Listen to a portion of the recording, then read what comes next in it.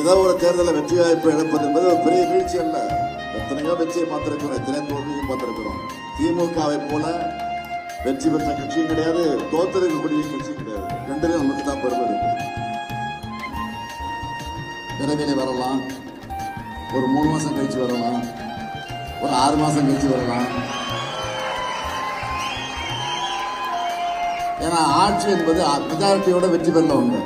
நல்லா தெரியும் உங்களுக்கு. மெஜாரிட்டியோடு இல்லை, மெஜாரிட்டி நான் 280 தொகுதிக்கு பாதியில் என்ன 118 வரணும்.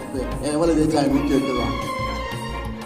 இப்போ சில கூட்டம் நம்மோட இருந்த கூட்டணி கட்சி, நீங்க திமுக தான் ஜெயிக்கணும், ஸ்டாலின் தான் முதலமைச்சராக ஓட்டு போட்டீங்கல்ல, தமிழ்நாட்டு மக்கள் ஓட்டு போட்டாங்கல்ல,